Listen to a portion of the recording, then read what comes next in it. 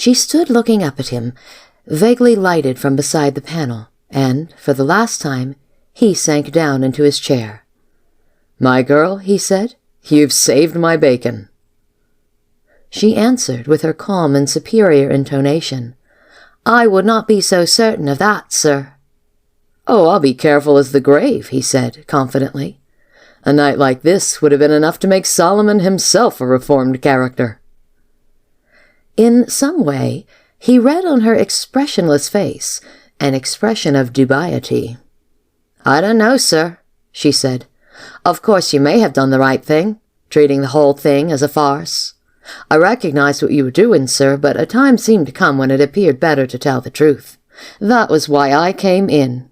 I hope you will excuse it, sir." He gave her a keen glance. "You were listening all the time," he said. "I certainly was, sir," she answered coolly. "It seemed to be my duty, sir. I'm not in the least ashamed, sir."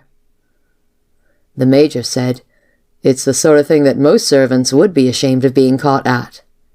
"But you see, sir," she answered, "I wasn't caught. I just stepped in when it appeared to be useful. I knew something of the sort would happen. Something of the sort always does happen. And I wanted to be able to report to her ladyship." The Major ejaculated, "By God, you're going to report the whole thing to Mary Saville?" "Every word, sir," Miss Jenkins answered calmly. "That is my duty." Again the Major said, "Great heavens!" "I don't see," Miss Jenkins said argumentatively, and with her eyes on the ground, "if you come to think of it, that you've done anything that would displease her ladyship. You've tried to be faithful to Miss Olympia, as was your duty, though a difficult one.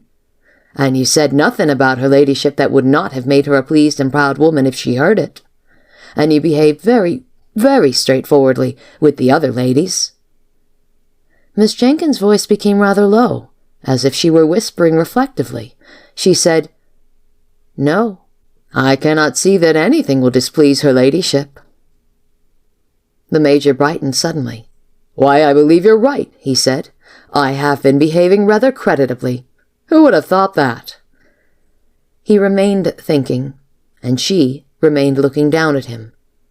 And suddenly he began to feel emotions, quivers and thrills of emotions. He leaned forward in his chair and said, "I say, what's your name?" She answered dutifully, "Yes, sir?" And he exclaimed, "Won't you let me kiss you?" It appeared to him at the moment the most desirable, the most important thing in the world. She did not appear to be a servant. She did not appear even to be a woman, but she seemed to be a warmth, a force, a light, a magnet that was drawing him toward her. And it was like being awakened very early and roughly when, with a dry voice, she said, "Certainly not, sir." He said dully, "No, I suppose not. But it's as true as death that I'm desperately in love with you." "I dare say, sir," she answered in a matter-of-fact tone, "but there's Miss Olympia." He passed his hand down his forehead. He was vastly disturbed. "Of course there's poor Olympia," he said. "You wouldn't throw Miss Olympia over?" Miss Jenkins asked. "Not even for her ladyship?" "No," he answered. "No, I certainly couldn't. When, just now, she talked as if she were going to have done with me, why, my heart jumped in my side." "So that if Miss Peabody could be got to throw you—" The Major, who had been inspecting his boots, looked up at her. "No," he said, "we can't decently talk that over. It isn't proper. I don't want to seem to reprove you, but the lady is my affianced wife, and she has done nothing at all to deserve being talked over." "Not even just now?" the girl asked, with a touch of hardness, "when she was so outrageously rude?" The Major shook his head. "No," he answered decisively. "It was perfectly natural. It was perfectly legitimate. Circumstances looked very suspicious, there's no denying it. She could not be asked to behave as if she were at a tea party. She's a good lady. She has been as kind to me as she knows how. I can't have her talked over if you attracted me 1,000,000 times as much." "I'm talking for her ladyship," the girl said. "I'm pleading for her ladyship, if you like. I'm not ashamed. You had a moral duty to her ladyship. When you went away, you never swore to be faithful to her, but wasn't it implied? Wasn't it implied enough to keep her faithful to you for years and years, wasn't it? wasn't it?" The Major hung his head down. "That sort of thing is rather all nonsense," he said. "It isn't 300 years ago." "Oh, yes, it is," she answered, "in that it's 300 years. Nothing has changed since Jacob served for Rachel. You gave her ladyship certain rights. You gave her the right to expect that you would ask her again. You never did. Then what's to prevent her ladyship saying things against Miss Peabody? What's to prevent it? There are things to say against her. She's taken away another woman's man." "She didn't know it," the Major said listlessly. "Didn't know it?" the girl said with a fierce contempt. "Of course she knows it. Of course she knows that she is a criminal." "Now drop that," the Major said harshly. "A criminal," the girl continued. "Isn't it criminal for a woman of her type to take a man of yours? Doesn't she know that if she were worthy of the name of a woman, she ought to put you back again? In her heart she knows it. In her heart she felt bad. When she was talking to me or to little Miss Delamere, she was odious and rude and hateful. Why? Because she felt wicked, evil, criminal. She saw you standing beside me or her, and she knew that it was one like us that ought to be your proper mate." "Now drop that," the Major exclaimed harshly. "Do you understand? This is not talk for the servants' hall. I've got to behave honorably." "What do you know of the servants' hall?" she said bitterly. "What do you know of honor, for the matter of that?"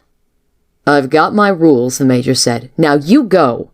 "Rules," she repeated harshly. "Yes, rules that will let a woman sicken and pine and long and linger as her ladyship has done, and wake up in the night, and in the morning there would be her pillow wet for the servants to find and know the shameful truth that she was crying for a man that cared more for his rules than all her tears.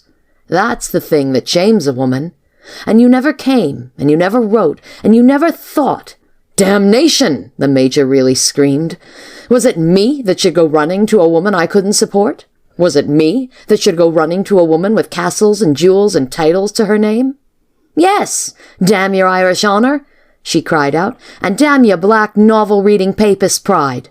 It was your duty to come crawling to the woman you adored. It was your duty to give her the pride and joy of tending you, and you give it to another woman.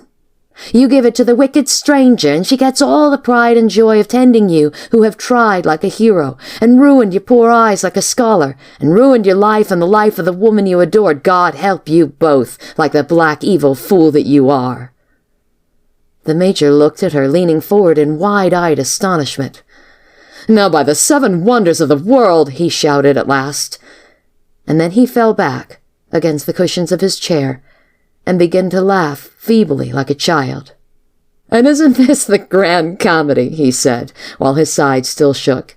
"Here's you, and here's me, and the two of us working ourselves into epileptical passions, when in the hearts of us we're both of us agreeing the one with the other, and for all I know admiring the other more than is good for us. At least it's true of me, and—" He stood up suddenly and stretched out his hand. "And it's taking my hand you will be doing," he exclaimed, "for I'm no more than a poor Irish fool, that will be always in the wars like the father before me, and his fathers forever and ever, and where it will all end, God in his mercy knows. But I'm sick enough and sore enough to make it good and soothing to me to touch the hand of a good woman that's your own self." She put her own hand swiftly behind her back. "You're agreeing with me," she said, "but not I with you. I don't agree that honour demanded what you've done, which is what you've been trying to trepan me into saying. I don't agree, and I will never take you by the hand, Major Brent Foster, and you have no right to ask it of a poor servant, until your hand is laid in her ladyship's in the pledge of marriage. And that I will work for, and that, by the grace of God, I will bring about." The Major, whose moods altered like the sky in April, looked at her with laughing eyes. "Well, the blessing of God go with you," he said, "but keep this in your obstinate, pretty, lovely head, that never will I ask her ladyship that question, until Miss Olympia gives me up as freely and as frankly as you refused me the kiss I asked of you." "She shall do it with 10 times the loathing that I did," Miss Jenkins exclaimed, "if I have to burn down this old place to bring it about." The Major suddenly stretched himself. "It's time we were remembering our places," he said. "My girl, this is more like the bogs of Galway than the eastern end of God-fearing Hampshire. We've forgotten ourselves, and that is the truth of it." Miss Jenkins drew herself up and smoothed her apron. "You wanted some hot water, sir," she said. "I'll put it outside your door and knock, for you will be wanting to get to bed." "Oh, don't spoil me," the Major said. "It is what her ladyship would wish, sir," she answered. When she was gone, the Major took off his coat and then loosened his collar. He pulled down the brass blower before the great fireplace, for the fire was out, and a weary noise of wind came from the great chimney. "So that there," he was beginning to say, and then he threw up his hands, and an expression of awestruck panic came into his face. "By heaven," he called out, "with all this talk of honors and morals, 4 women have asked me to kiss them this night, and not once have I brought it off." End of Part 1, Chapter 8.